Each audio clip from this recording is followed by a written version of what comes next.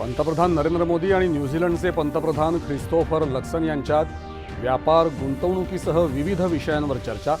2030 पर्यंत द्विपक्षीय व्यापार दुप्पट करण्याचं उद्दिष्ट। दोन्ही देशांमध्ये संरक्षण, सागरी सुरक्षा, पशुसंवर्धन, आपत्ती व्यवस्थापन यासह इतर क्षेत्रांमध्ये 10 सामंजस्य करार। भारत आणि न्यूझीलंड यांच्यातला मुक्त व्यापार करार हा द्विपक्षीय संबंधांमध्ये मैलाचा दगड ठरत असल्याचं पंतप्रधान नरेंद्र मोदी यांचं उच्चस्तरीय प्रतिनिधिमंडळ बैठकीत प्रतिपादन। इंडोनेशिया, ऑस्ट्रेलिया आणि न्यूझीलंडचा दौरा आटोपून पंतप्रधान मायदेशी रवाना।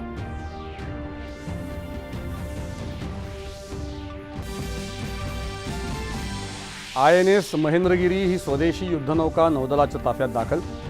ही युद्धनौका आत्मनिर्भर भारताचं आणखी एक प्रतीक असल्याचं संरक्षण मंत्री राजनाथ सिंह यांचं प्रतिपादन। शाश्वत भविष्यासाठी सज्ज वाहतूक व्यवस्थेसाठी ब्रिक्स देशांमध्ये दृढ सहकार्याचं नितीन गडकरी यांचं ब्रिक्स देशांच्या परिवहन मंत्र्यांच्या नागपूर इथल्या बैठकीत आवाहन। व्हिएतनाममध्ये भारतीय पर्यटकांना घेऊन जाणारी बोट फू क्वोक बेटाजवळ बुडाली, 15 जण मृत्युमुखी।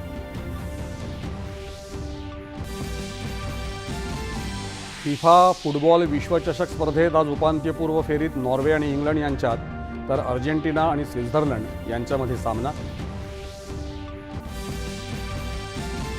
आणि विम्बल्डन टेनिस स्पर्धेत महिला एकेरीत चेक प्रजासत्ताकाच्या कॅरोलिना मुचोवा आणि लिंडा नोस्कोवा यांच्यामध्ये अजिंक्यपदासाठी होणार आज लढत।